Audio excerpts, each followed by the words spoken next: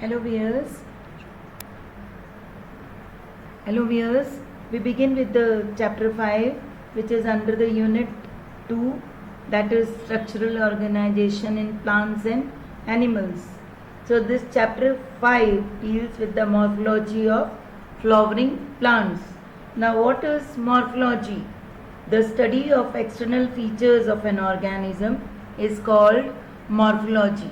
Now in your syllabus, now I present in the revised syllabus, there is the flower and the inflorescence. So I begin with the inflorescence. What is inflorescence? Now the flower, it is a modified shoot.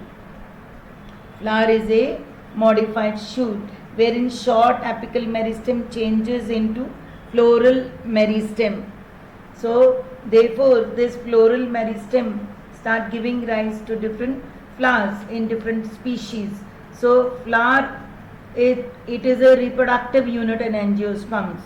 So an axis bearing flowers in a particular fashion is called an inflorescence. Thus the floral meristem produces different kinds of floral appendages which are laterally at the successive nodes instead of leaves. And the shoot meristem transforms into floral meristem. So thus the arrangement of flowers on the floral axis is called as inflorescence. So inflorescence can be classified broadly into racemose and cymose types. What is racemose? Here you will see in the diagram given here about the racemose and the cymose types of inflorescence. You see here on the screen. In the racemose type, the main axis continues to grow. Here the main axis continues to grow and the flowers borne are in laterally, but they are in acropetal succession. They are in acropetal succession. That is, the older flowers are towards the base while the younger flowers are towards the apex. You can see cymose in many flowers like mustard, etc. So I repeat, in racemose type of inflorescence, the terminal bud of the inflorescence axis that continues to grow. That is, the main axis has unlimited growth and the flowers are arranged in an acropetal order. The flowers are arranged in an acropetal succession.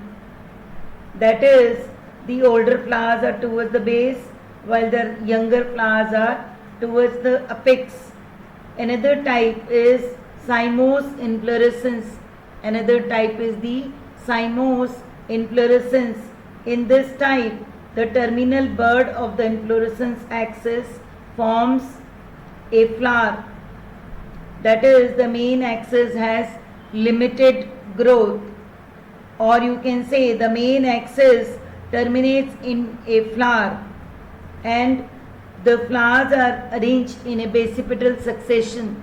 Here you see on the screen, the flowers are arranged in a basipetal succession. That is, older flowers are towards the apex and the younger flowers are towards the base, and younger flowers are towards the base. Therefore, the main difference between racemose inflorescence and cymose inflorescence is that in racemose type, the flowers are borne or they are arranged in acropetal order. That is, older flowers are towards the base while the younger flowers are towards the apex. And in cymose, the flowers are arranged in a basipetal succession. That is, older flowers is towards the apex and the younger flowers are towards the base. As well as the racemose shows the main axis here shows unlimited growth. You can see here on the screen it is showing unlimited growth, whereas in the cymose, the terminal bud of the inflorescence axis which forms the flower, that has limited growth. Examples of cymose are dianthus. This way, the types of inflorescence you have understood. And now we move on to the flower. What is a flower? Flower, it is a reproductive unit in angiosperms and very important part of a plant, and it also bears the reproductive structures. So flower is a modified shoot. Flower is a modified shoot. It is much condensed internodes and a number of appendages called floral leaves at a node. I repeat, flower is a modified shoot with much condensed internodes and a number of appendages, floral leaves at a node. The stalk of the flower is called pedicel. The stalk of flower is called as pedicel, and the floral leaves, which are arranged in whorls on a swollen end of the pedicel or axis, it is known as thalamus or torus. So the swollen end of the pedicel is called as thalamus or receptacle. It bears 4 different kinds of whorls of floral appendages, that is calyx, corolla, androecium and gynoecium. The calyx and corolla are accessory or non-essential whorls of a flower. The calyx and corolla are the accessory or non-essential whorls of a flower. Then the flower, it can be bisexual, hermaphrodite, when it has both androecium and gynoecium. Androecium term is for the male part of the flower and the gynoecium term is for the female part of the flower. So flower is described as bisexual or hermaphrodite when it consists both androecium and gynoecium, as well as a flower is also considered as unisexual when it has only androecium, that is the male part, or only gynoecium, that is the female part. So when flower has both androecium and gynoecium, it is termed as bisexual or hermaphrodite, and when a flower has only one, that is androecium or gynoecium, it is termed as unisexual.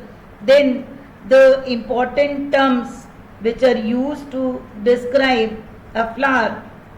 So I told you just now that these terms are bisexual, unisexual, and now we move on to the symmetry of the flower.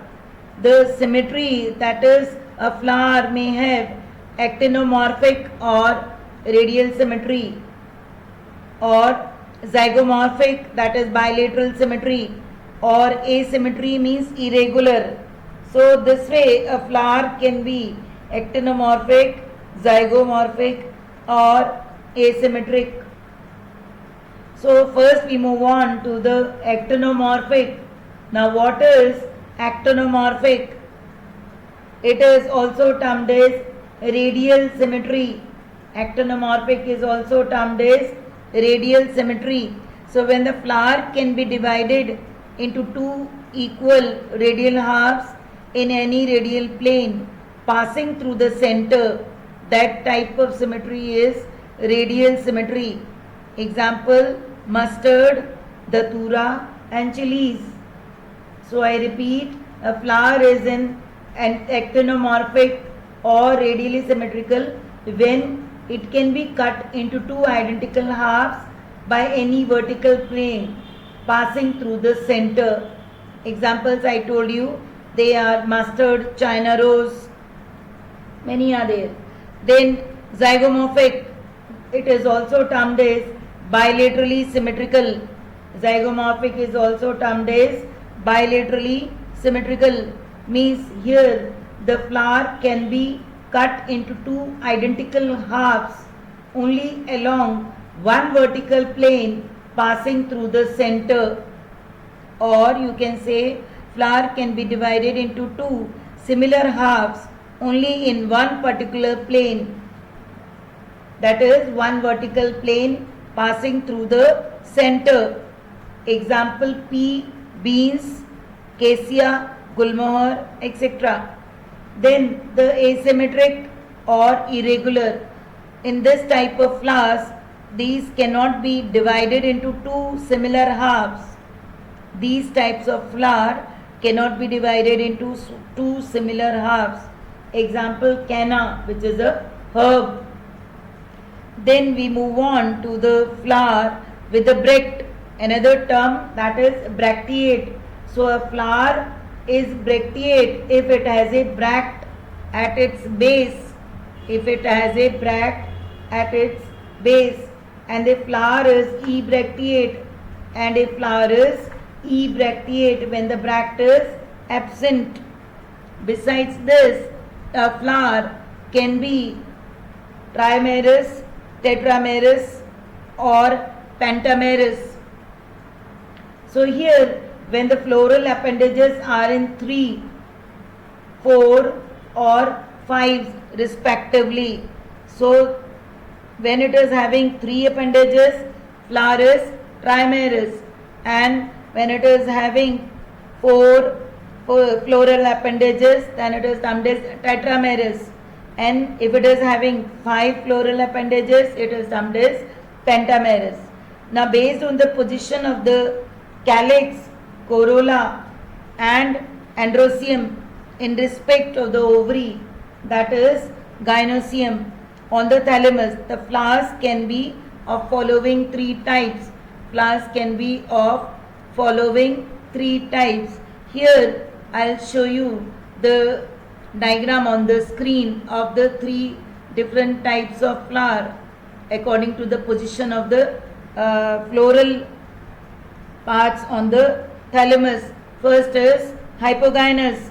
In this, the gynoecium or the female part, that is carpel or pistil, it is situated at the top of thalamus.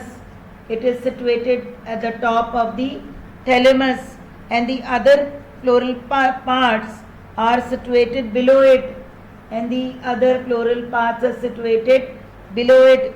In this, the ovary in such flowers is superior. The ovary in such flowers is superior. Example mustard, China rose, brinjal, etc. So such type of flowers are termed as hypogynous, and if the flower is hypogynous, the ovary is termed as superior. Here the ovary is termed as superior. Another type, here it is on the screen, you can see is perigynous. In this type of flower, the gynoecium is situated in the center of the concave thalamus, and the other floral parts of the flower are located at the rim of the thalamus. I repeat, in perigynous flowers, the gynoecium is situated in the center of the concave thalamus, and the other floral parts are located at the rim of the thalamus. So here the ovary in such flowers is said to be half inferior. Example plum, rose, peach. So here you can easily see on the screen, the A1 is the hypogynous, B and C, you see they are the perigynous, and the D, I am moving on to the last one, that is epigynous. In this, thalamus encloses the ovary completely and gets fused with the ovary. I repeat, here the thalamus encloses the ovary completely, or the ovary is enclosed by the thalamus completely, and it gets fused with the ovary, and the other parts of the flower arise above the ovary. Here the ovary is said to be inferior. Example disc florets of the sunflower. Example disc florets of the sunflower and apple. So today we'll just summarize that we studied about the inflorescence, the two types, racemose and the cymose, and then we studied about the why the flower is called to be as the modified shoot, because here I told you the internodes, it is called as modified shoot because it is the most condensed internodes, much more condensed internodes, and number of appendages that the floral leaves are at the node. Therefore, it is called as modified shoot. Thank you.